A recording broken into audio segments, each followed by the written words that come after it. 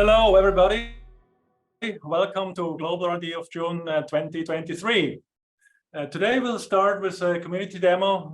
This will be the Orally network who will present decentralized oracles that are fully on-chain. Then Stefan will present composite queries, a feature that many have waited for a long time. So I hope you get excited about that. Then we have a blog about features. They're all based around making ICP faster, more performant, and whatnot. So first, Alex will talk about how to increase throughput, or how throughput will be increased. Then Adam will present us Wasm-stable memory, a way to use stable memory better. Then Luc will report on how now Motoko can use more memory because we have, hopefully will have a better garbage collector on the internet computer. Then we have another demo about around how to test an SNS setup. So if you want to launch an SNS, you want to test that beforehand, and Martin Darshaver will tell us all about that. And then we will conclude with a few announcements about some upcoming events and ask for participation there. So let's dive in and start with the demo, and I'll hand over here to the Orally network. Thank you. Hi, thanks for introduction. Hello everyone, my name is Igor. I'm founder of Orally Network, and today I'm gonna describe what this Orally Network is and what is the decentralized network is and how we can use it. So let me share my screen. So firstly, I want to say what is Orally is in general. So for our first two products, gonna provide fully decentralized data fetching from different sources, from different servers, aggregated and distribute to make a cost-efficient approach for distribution to different networks for different smart contracts. Another product is automation. So automation could trigger different contracts through various of chain and provide randomness and price feed from previous product. So let's dive into a little details how it works. So Sibyl is our price feed oracle, efficient price feed oracle, which provides make decentralized fetching from exchange rate canister. Through exchange rate canister, it gets data from different forex data providers and centralized exchanges, aggregated, and we're getting from there, make a cache. So each pair has different expiration time and provide some CDCA signature. It's like a proof of exactly we fetch the data and sign it. So the user will be able to fetch from us this data as proof. Provided with a transaction to consumer contract, and this consumer contract will be able to verify correctness of the data and use this price feed for some business logic. And also we will be able to provide for different custom pairs rates, as users will be able to provide different endpoints where we need to fetch, make a decentralized fetch price feeds aggregated and like others list for users who need it. And next product is automation called Pitya. Pitya make automation for different chains. So it start timer which trigger 5 minutes, each 5 minutes. If we have a different subscription for different chains, we just execute a one multi-call per different chain. If we exceed some limitation for the block, we do separate multi-calls for one chain. But in general, it just trigger when we need to execute some method in one of the chain, we set up it and send. So user can set up automation with randomness, pure automation without any type of data inside, and with data feed, which provided by Sibyl, by previous product. And it's just sending this multi-call, already predefined multi-call to IPCs, and it distributed to different chains. So yeah, I'm gonna show how Sibyl application how our application works now. So we have just endpoint for which gets which make comfortable to get from gateway. For users will be able to just fetch our endpoint. It go to our canister, get go this method and provide pairs which they gonna fetch. So they get price feed and signature. With the signatures, they will be able to verify by our contract on destination networks and be sure that data is not compromised and they can use it. So in general, a verification method, it looks like a verification contract looks like this, and users will, developers will be able just use the interface of it and use verify method to be sure that data is correct. How our CBL works, so we just have predefined deployed contract with verifier, which user will be able to trigger to verify, and just a code how it could look like just a fetch, and they will be able to attach this data to contract. And our PTIA is for automation. So I'm gonna show you how automation works. I already have one user with predefined two subscription. One is for QChain, another one for Sepolia. And for example, as we can see, it triggers each 60 minutes this address, contract address with this method, and it provides a data feed. This provides randomness. And we need to top up a balance. Like we have one execution address, which triggers its own multi-call, and users need to top up this execution address and provide transaction hash to be able to deposit account balance, and this balance will be this gas will be used for these executions. So we can see in this contract that we have a successful transaction 1 by hour or 1 by 1 hour, and it provides like this.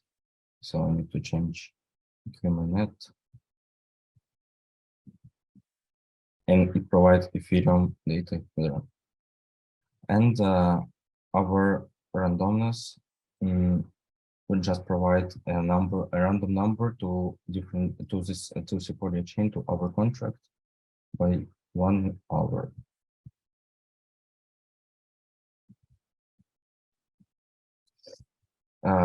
Okay, and let's create another one subscription to show how it works on Global testnet. So we already have a predefined contract like that on the same address as a QMainnet. And right now there is duplicated data of ICP price, and let's try to set up with Ethereum, for example, price. So this method is set price. We can see we need to provide gas limit and extra gas limit which did not use, just stay on the user balance and provide price feed. We already topped up a balance, and we can just send subscription.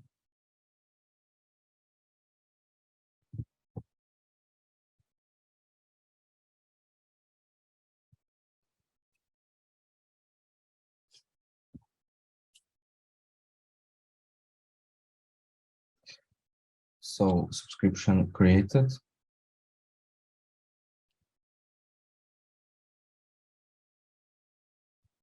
And let's wait a little when it could be executed, because we have a timer which executes everything once per 5 minutes. So it could go in this time frame, and it could not show. But and also in general, I wanted to show that, for example, if we choose another wallet, for now we maintain only whitelisted addresses. So if you will want to check that out, reach us out, and we will add your address as a whitelist, and you will be able to try to use it or set up some automation for your contracts. So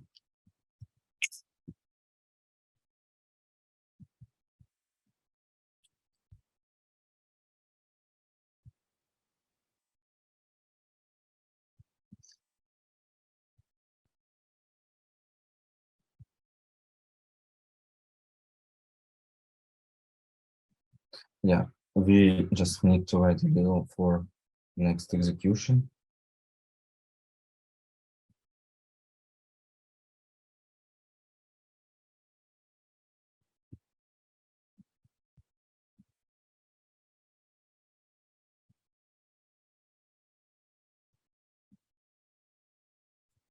Yeah, a new round of all subscription execution started, and it's gonna execute this 3 subscription for different chains, different contracts.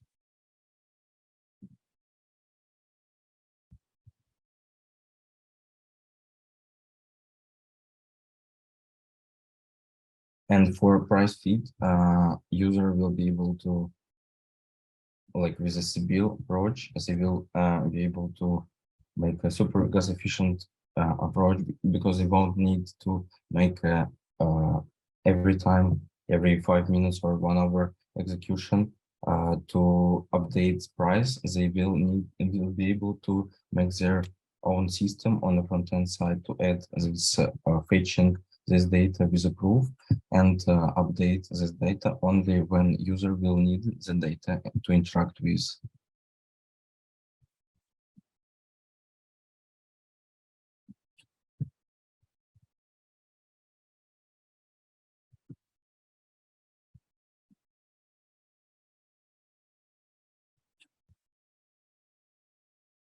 Yeah, it could take some time, because when we make we need for each transaction to fetch different data from the through the RPC about the blockchain, to combine the data, sign with ECDC signature, and send it to RPC and being executed on the chain. It's like increase by each chain added, it increase a little volume of different HTTP requests, but when we will cover all the chain, it will be we're already optimized with multi-calls on all the chains.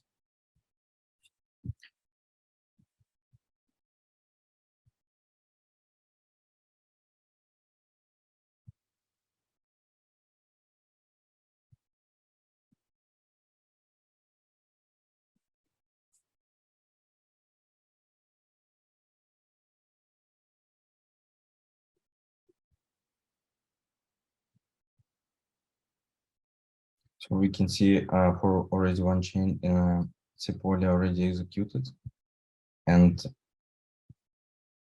we can see that randomness is updated on Sepolia contract. Also for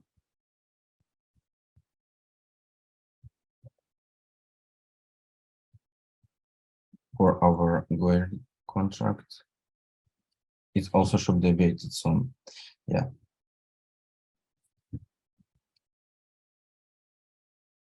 Okay, I think that's all for me for now. Thank you, Ihor. Very cool. Next up, we have the demo by Stefan about composite queries. And as you know, so far we couldn't really, like a query call could not call it to another canister. And well, this is going to change. Stefan, tell us more. Thanks. Thanks, Jan. Hi, I'm Stefan from the runtime team, and today I'm going to talk to you about composite queries. And as Jan already mentioned, so far you can only do calls into other canisters from update calls. And this is something that we have been working for a while now, which is to bring calls also to queries. And the reason we do that is that it improves your latency, especially if you have multi-canister architectures. So your DApp is composed of multiple of those canisters, and you want to efficiently aggregate data from multiple of these. This is a pretty highly requested feature by the community. There has also been an NS proposal already that has been approved. And today I'm going to talk a little bit about what we have been doing to make this work. And what we had to do basically is to add a new type of query, which is called a composite query. And in that composite query, you can now do calls. Next slide, please. What I will show you today is a demo of like a toy example, which is a partitioned key value store. So what we do here is we hold pairs of key values, but we partition it. So there are multiple backends, 1, 2, 3 here on this slide. And there is a front end that knows where key value pairs should go based on a hash function on the key. And this is completely transparent from the user. So the user always just goes to the front end, and the front end manages the partitioning in the backends. Next slide, please. Here you can see an example of how this looks in the code. And for the ones of you that already have been writing some canister code in Rust, that will look very familiar. So in addition to the like macro that you put in front of the function that tells the system that is the query call, we now have this additional annotation that says that this is now a composite query call.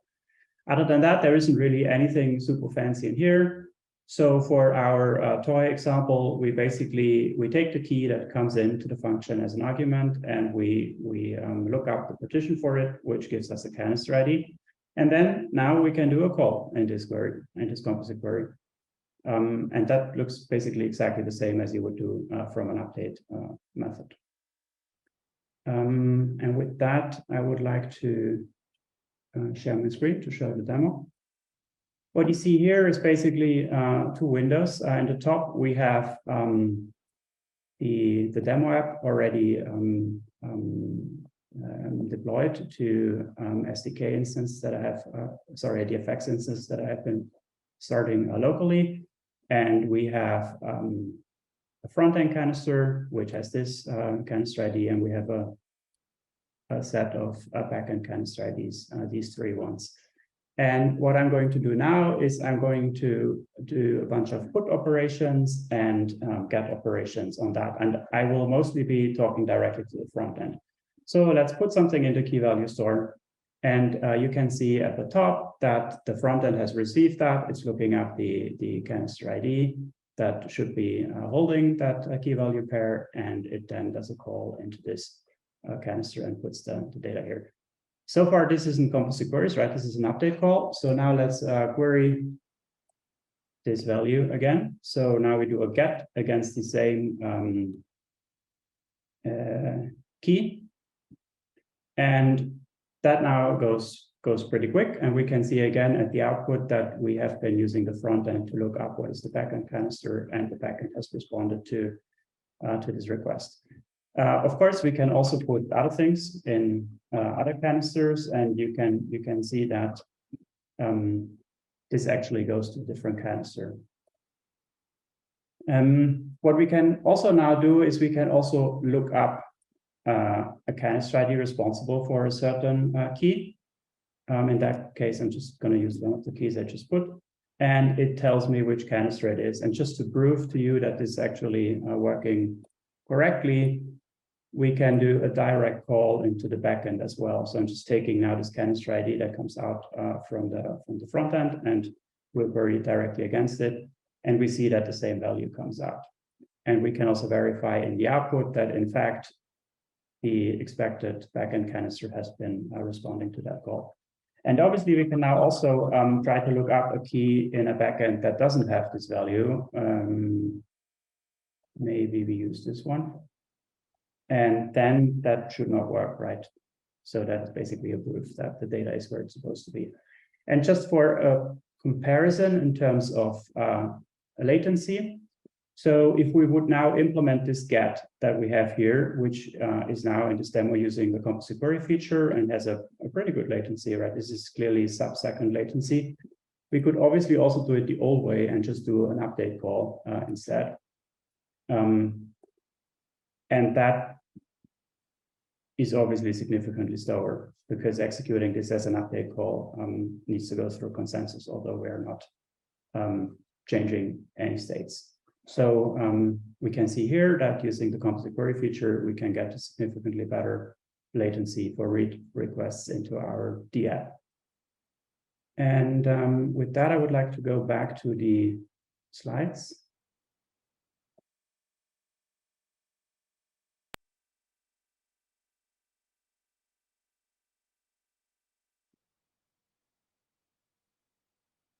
We also have some limitations for now. Those are that currently the composite query calls, they can not go across subnets.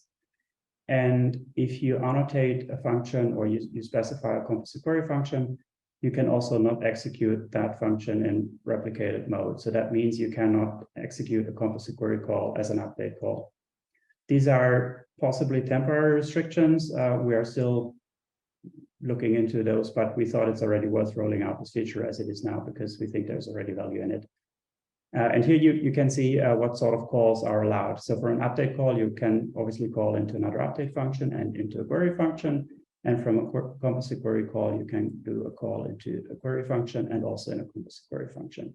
If you want to know more about that, we have a lot more technical details in one of the previous global R&Ds that I have been linking behind this QR code here. Next slide, please. The current status is as follows. The replica changes have all been added to the code, but they're still behind a feature flag. We are now planning to release code or put up code for Vote soon that has the release, the bit flipped so that you can use this feature. The Rust CDK support is completed.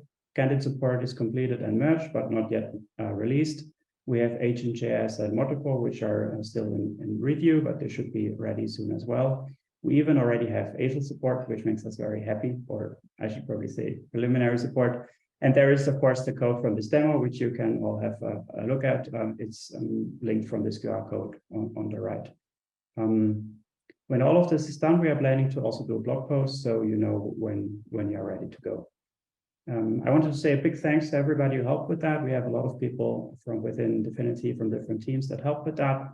And we are especially happy that the Merchant Labs is already working on ASIL support. That's it from me. Back to you, Jan. Thank you.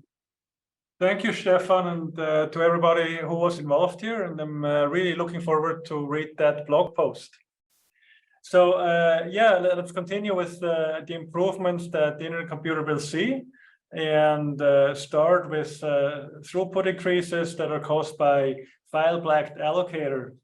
So here, Alex, please explain what the heck file-backed allocator are and how they help to improve the internet computer. Yeah, thank you very much, Jan. Hello, everyone. I'm Alex. I'm a researcher in the runtime team. And yeah, I'm very happy to talk to you today about the throughput increase that the IC can actually have from now on. And this is due to the file-backed allocator. But let me actually start with a bit of context. So at the moment, the hardware of the IC has 32 cores or 64 hyperthreads. But during message execution, the nodes actually use only 4 cores for updates and 2 calls for queries. And ideally, for the IC community, this throughput would increase. And the way to actually do that is through this file-backed allocator that allows growth. And I'll talk a bit why on the next slide.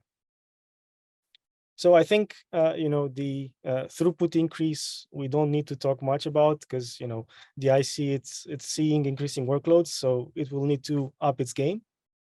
But for the file-backed allocator, basically, the reasoning behind it is that most of the IC replica data structures are stored in memory. So in the worst case scenario, nodes can actually only fit 4 update and 2 query canisters. And then the memory space will actually get filled. So it would be kind of difficult to increase throughput without making some headroom for new canisters. And I'll tell you how into the next few slides. But let me actually start with a short recap. So whenever someone develops a canister, that canister will be compiled and translated into a Wasm binary, which has some state, which is this, let's say, checkpoint file at the right here. And then whenever this Wasm binary runs instructions, some of these instructions will actually read or write some of this state, this memory. This memory is split into pages. And well, for all the reads from an unaltered state, they will just be fetched from this checkpoint file. Whenever the canister alters its state through writes, there's this data structure called the heap delta or the page delta that keeps track of all the changes that the canister takes during a checkpoint interval. After the checkpoint interval is done, what happens is that this data structure gets flattened and written back into the checkpoint file. Now, the idea behind this heap delta or page delta data structure is that it's only in memory.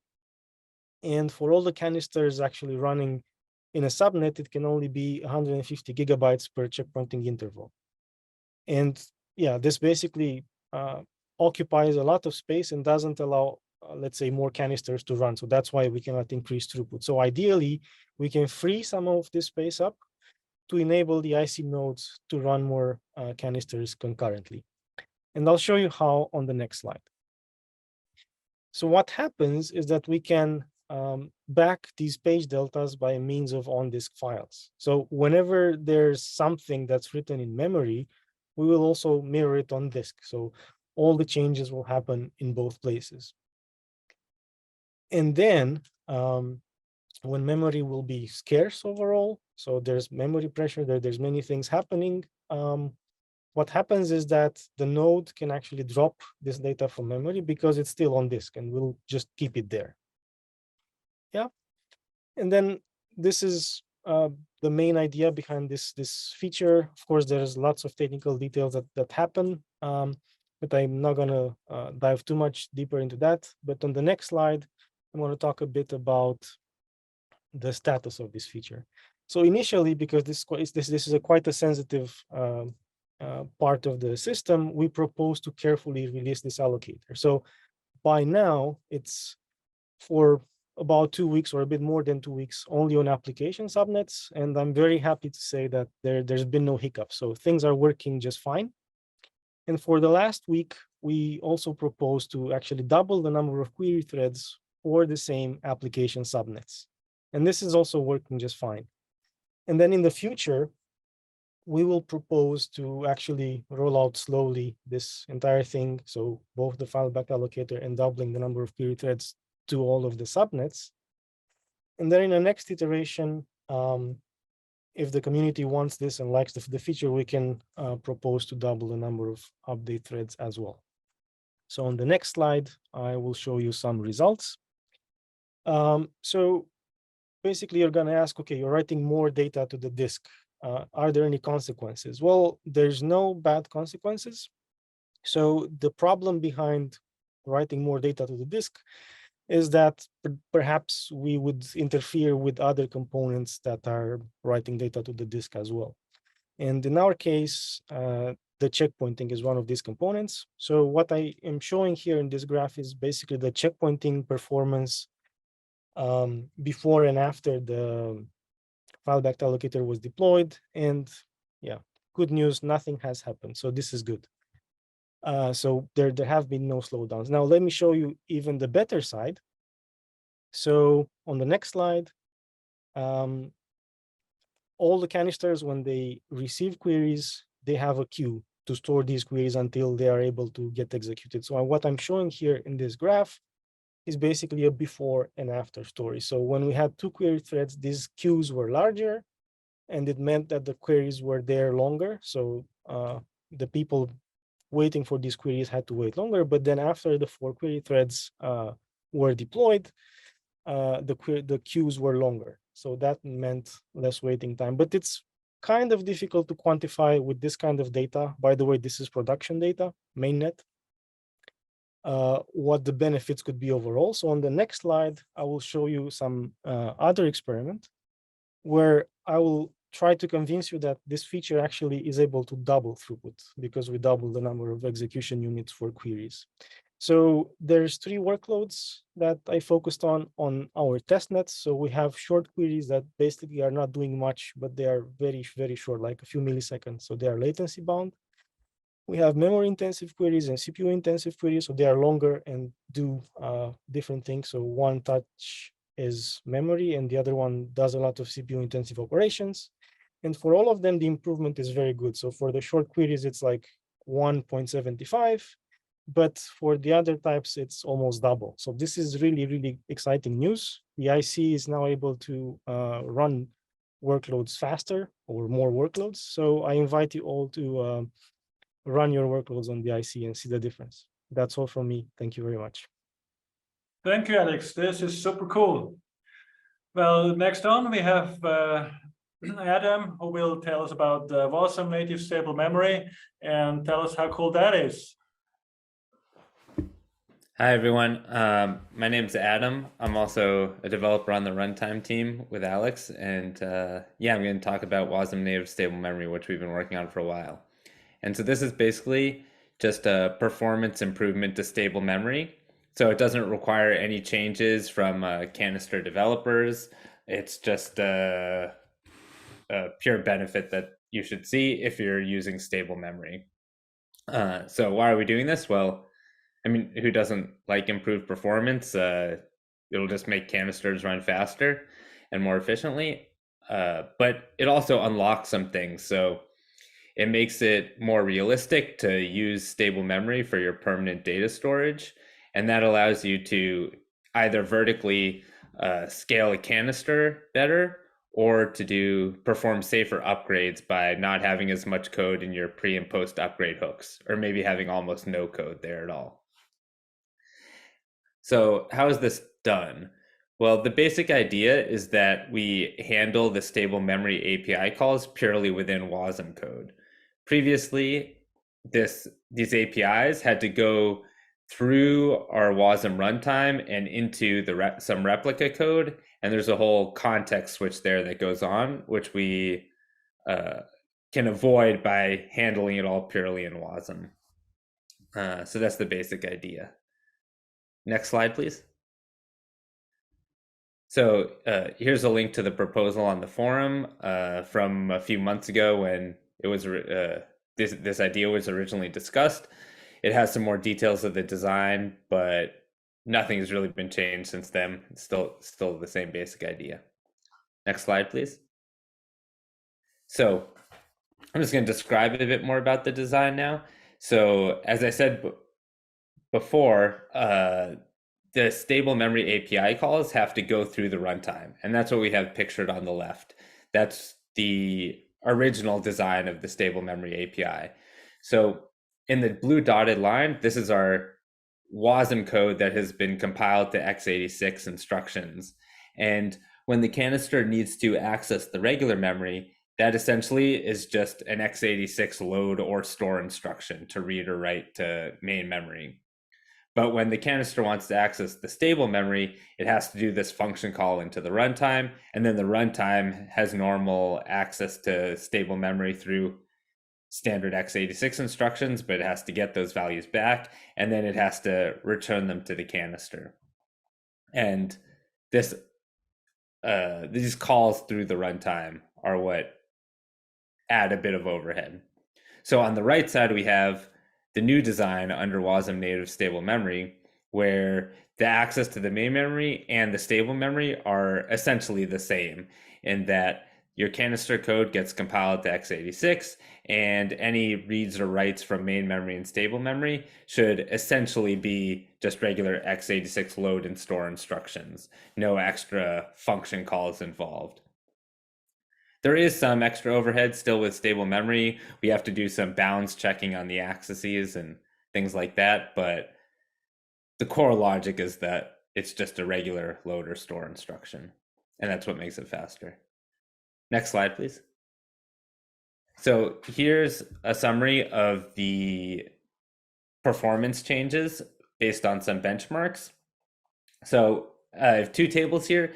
The left shows some benchmarks that directly call the stable memory APIs. And on the right, I have some benchmarks that are using a library, in this case, the IC stable structures library. But ideally, results should be similar for IC stable memory as well. So on the left side, you can see that a handful of these benchmarks are faster. Some don't have much change, and one is a little bit slower, which is something we still need to look into a bit. But you can see the key things are the reads, like small reads are generally faster, and sparse writes, small sparse writes are generally faster. Like reading a large chunk at once or writing a large chunk at once don't see significant change. So that's pretty good. So this shouldn't have any performance hit to something that's just like serving large data directly out of stable memory. But on the right side, you can see that basically everything that's using a library gets significant speed up. And that's because when you're using, for example, like a B tree and IC stable structures, you're going to do a lot of small reads kind of no matter what you're doing with the tree, because you're going to have to traverse through the tree to get to different points of data that you want to access. And so the fact that these small sparse reads and also small nearby reads get a big performance improvement sort of means that no matter what you're doing with like a B tree or a VEC and stable memory, you're going to get that speed up. So most of these things are like 1.5 or 2 times faster. Next slide, please. So here are just some examples of the benchmarks. These are the direct axes that are reading things. So on the left, we have many small reads near each other. In the middle, we have more sparse reads. Doesn't see as much of an improvement. And on the right side, we have a single read of a very large region, which is about the same. Next slide, please. This is similar to writes. So like small sparse writes have a big improvement. Repeated writes to the same region are a bit slower, but the error bars are also kind of large there. And writing a larger chunk is pretty much about the same. Next slide, please. And so here's an example of some things using the IC stable structures library. These are various operations with a B tree, and you can see that everything is pretty much like 30% to 50% better. Next slide, please. Yeah, so the proposal to actually enable this has been up and approved by the community. And so the community is currently approving proposals to roll this out to all subnets as we speak this week. So by next week, no matter what subnet you're on, if you're using stable memory, you should see some performance improvements from this. And that's all. Thank you, Adam. Well, let's just finish with this global R&D before we all head over to vote on this cool new feature. And yeah, let's give the floor to Luc, who will tell us how much Motoko has become better. Thank you. My name is Luc. I'm a software engineer in the Motoko language team and happy to announce a new garbage collector. That's the most advanced garbage collector for Motoko. It's an incremental garbage collector with one and only goal, scalability. The idea is that programmers can use the full heap space. On the next slide, we see a little bit what the problem is. Like classical garbage collectors, also like all the existing garbage collectors in Motoko, they need to occasionally interrupt the application, but then the garbage collection needs to run in one go. And this can, of course, then be problematic if the garbage collection can take a long time and it can exceed the instruction limit. On the other hand, the incremental GC splits the garbage collection work in multiple short work steps, and the application can run in between. If we go to the next slide, I charted the heap size with a benchmark application that allocates continuously objects and inserts them in data structure, and also creates a certain amount of garbage. And we see here that the current garbage collected fails at about 900 megabytes because it exceeds the instruction limit. On the other hand, incremental GC is able to scale to the full 4 gigabytes of memory space. If we go to the next slide, I have a little bit more results out of the benchmark. The garbage collection benchmark, these are average results of all benchmark cases.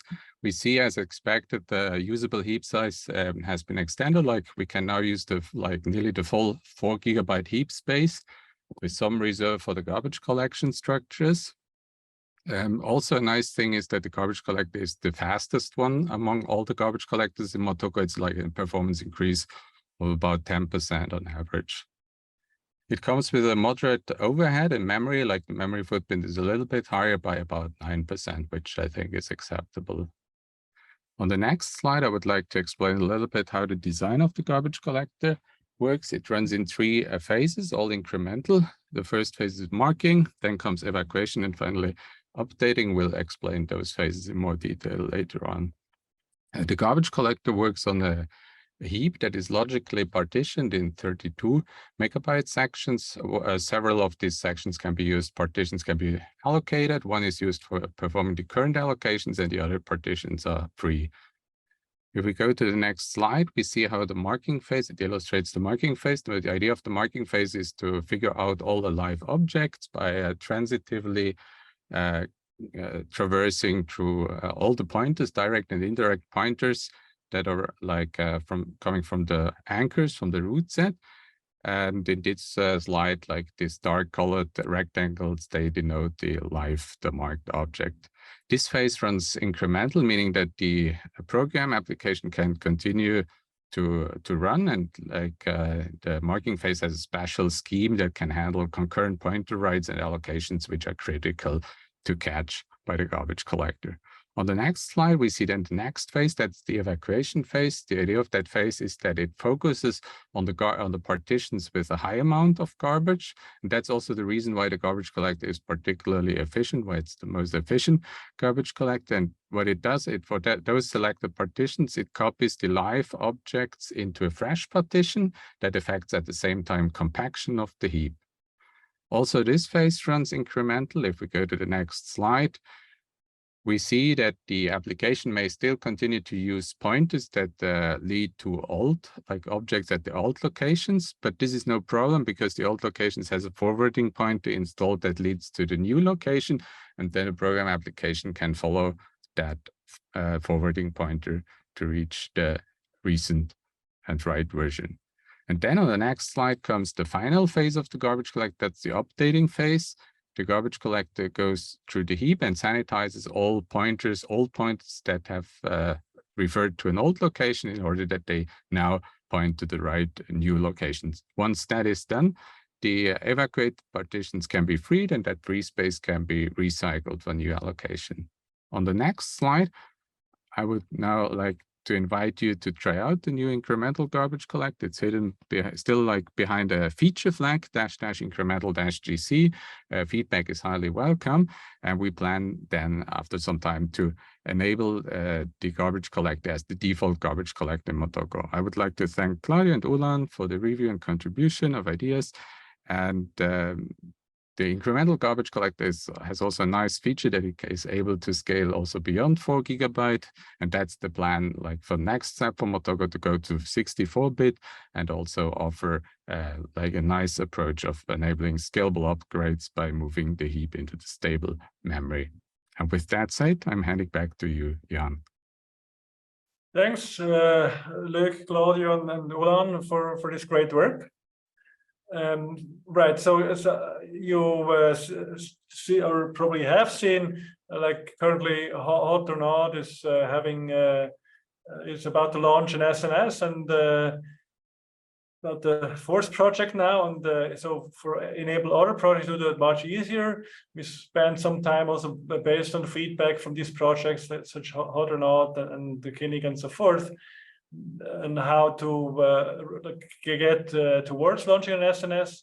And so the crucial step here is, of course, you want to test run that. You don't want to just get your DApp decentralized and then certainly get your life much harder. And therefore, you need to somehow test that. And Arshavir and Martin will tell us much more on how to do that. Over to you, Arshavir. Thanks, Jan. I'm Arshavir from the NNS team, and I'm about to present SNS-testing. This is a Docker-based solution that allows you to bootstrap a local environment for testing SNS decentralizations of your upcoming dApps. And the purpose of it is to launch with more confidence, as mentioned by Jan, but also to iterate and fine-tune the parameters of your SNS. And of course, it helps familiarize developers with SNS on a slightly more technical level. Before I jump into the demo, a quick disclaimer is that this is not a new product that DFINITY is offering, but rather it's a starting point that allows you to easier bootstrap an environment and then adapt it to your own SNS testing use case. So if in doubt, please refer to the documentation of our official SDK tools such as DFX and Quill. Now, before jumping into the terminal, let me give you a high-level overview of the architecture of the system that we're about to bootstrap. We assume that there's a host system, that's the orange box, and you have your dApp that you want to decentralize. Now, SNS testing is a Docker-based solution, as mentioned. So when you start the SNS testing Docker container, you need to mount the project directory into it. The home/SNS directory contains all the scripts needed for bootstrapping and operating an SNS on this local environment. And in particular, you can deploy a new SNS to start a local replica instance inside this Docker container. And then you can use your normal deployment scripts to deploy your dApp onto the same DFX local replica instance. However, you can also use a web browser as normally on your host machine to interact with the same system. And this is possible because we're forwarding the right ports from the SNS testing Docker container. And in particular, this allows you to manually participate in the SNS swap. However, for certain testing scenarios, you also want to be able to script the participation of multiple users and not do that work manually. And for that, we also provide special scripts in SNS testing. Now it's time to demo, and I will start by showing you the structure of the README file. In the root of the SNS testing repo, you will see all the instructions in this file that you need to work with SNS testing. In the preamble, we explain the purpose, and you can see what these instructions cover. And the first technical section is addressed to Apple Silicon users. But for the purposes of this demo, I will jump to the next section, which is focusing on users of all other platforms who can use Docker directly on their system. And I am going to open two terminals to go through the steps of the instructions.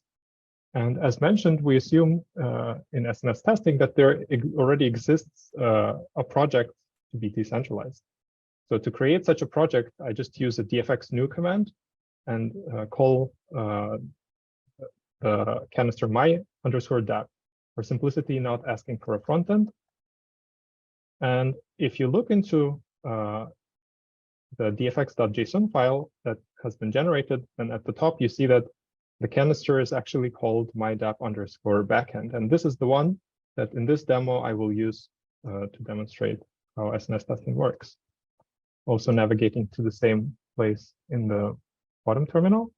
And now I can proceed with the second step, which is this big command that will run a local replica instance inside the Docker container. This will, when run for the first time, pull the SNS testing Docker image, but I already have that. And as soon as you see the dashboard URL, that means that the local replica has successfully started. So the next command that I'm running is the setup locally.sh script inside the container instance. And this will be the last preparatory step needed before we can start the decentralization testing. While this is running, and it will take about a minute, let me say a few more words about the README file. So here, step 4 is a non-interactive script called run basic scenario.sh. If you run this, it will allow you to go through all the lifecycle phases of an SNS and thereby validate that SNS testing is working end-to-end on your host system.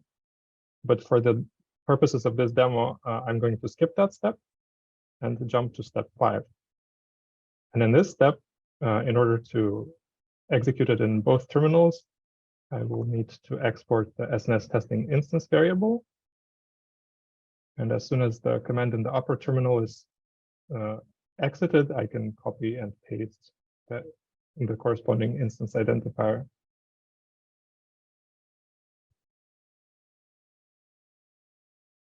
So we have proposal 3. We're expecting 8 proposals, which are adding the SNS canisters to the so-called SNS Wasm canister. 7 and 8. Okay, and now I just need to copy this and paste it in the terminal below, after which I can enter the Docker container from both of the terminals. And in the bottom terminal, I'm going to navigate to the /dap directory where we have our project mounted. And this is the project that we will decentralize. Next up, we jump to the section that covers SNS, the SNS lifecycle. And it starts with executing this cleanup step, which won't do much in this case because the file system is already in the good state, but never hurts. And in the first step, we need to deploy our DApp to the local replica instance that is currently running. And to do this, I'm going to use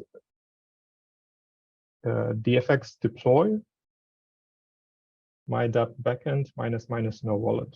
And you might have your own scripts for running the deployment. But if you don't have your DApp, you can still follow these instructions because SNS testing comes with an example DApp built in. And this is what would happen if you run the example command listed here. Okay, and now that the deployment has succeeded, I can also print the identifier of my newly deployed canister. And now we're ready to deploy the SNS, and we need to decide which SNS-test.yaml configuration file we will use. You can open this file and see what test configuration we ship with SNS testing, and most likely you will need to adjust this for your own project. It includes parameters such as the name of the token and other interesting parameters as well. So this command is expected to take also about a minute.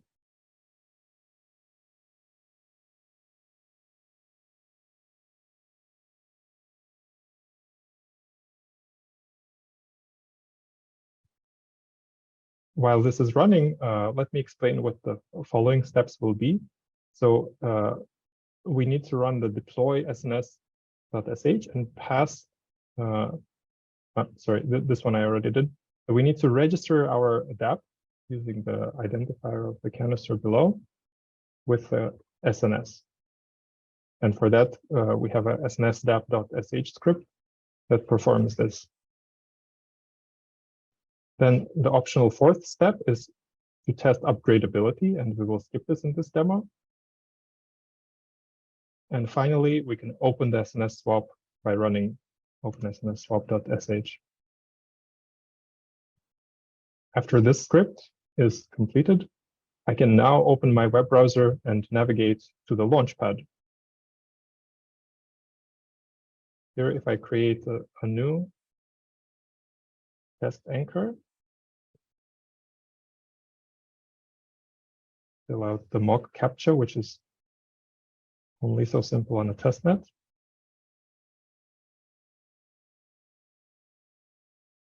You can also press the Get ICP button. Unfortunately, not available on the mainnet. And I can participate. And let's say you want to participate with 4 ICP.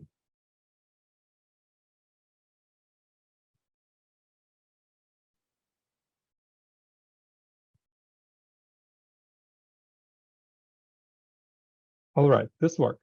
But what if, as I mentioned before, you want to participate or model the participation of multiple users? Well, that's where the participant SNS-swap.sh script comes in. So here I can model 3 users per 10 ICP. And we should be able to see their contributions popping up almost in real time in the NNS DApp frontend.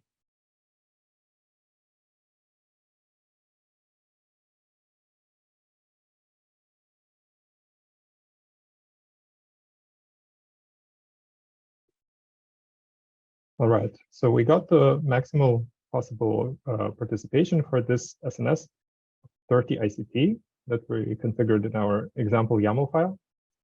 And that means that we don't have to wait until the deadline is reached to be able to finalize the SNS. Recall that before finalizing, the decentralization did not yet happen. So to finalize, we're calling the finalize SNS swap.sh. And if I refresh the page in the front end, we will observe that the status is now switched to completed. And if I navigate to my neuron staking, there's my testnet token with a test neuron basket that I can see. So with this, I will conclude the demo, and a big shout out to Martin, who was the main creator of the SNS testing solution. Thank you. Back to you, Jan. Thanks, Arthur, Martin. I'm sure a lot of projects that are going towards SNSs are really grateful for this. Thanks a lot. Yeah, let's wrap this up with a few announcements that will come after. Yeah, here. Well, first of all, huge congrats to the Helix team who won the Crypto Valley Conference 2023 award. So it's really great to see like projects, ICP projects getting prizes. Really great. Thanks a lot. I'm not sure whether you guys are on the call or not. Yeah, so let's go to the next events and see how other people can get some awards for their work. And in particular, the hackathon around Bitcoin is wrapping up, and we have the finalize and prize giving away event next Wednesday. So here's the code for registering. Please register and see who else is getting prizes. And the next event that we would like to announce is the ICP Lab in the fall, in September 11th to 14th at the headquarters here of DFINITY in Zurich. And this will be about gaming and metaverse. Also, here is a link. Please apply before July 7th. So you have still some time, but not too much, about a week and 2 days to register here. And while we're talking about events, on the next slide, there's a quick summary of some of the events that the DFINITY Foundation people will be present. So this will be Lugano, East Barcelona, and East Paris. So reach out, let's meet up there if you guys are also going. And yeah, let's talk all things ICP there. With that, let's wrap up the last slide. So thanks a lot for attending. And also I want to announce that this will be the last one that event that we streamed live on YouTube. So in the future, we will not stream live on YouTube anymore, because that has turned out to be a bit too complex to handle. So we want to keep things a bit simpler, and we'll just move back to Zoom only, and then instead put the recordings on YouTube later on. So thanks for all of that. And with that, yeah, share your feedback on the forum as well about Global R&D. The forum exists since a while, and we've gotten good feedback there already. So please go to the forum if you have still some time or in the future, and otherwise see you soon again on another Global R&D. Thank you. Bye-bye.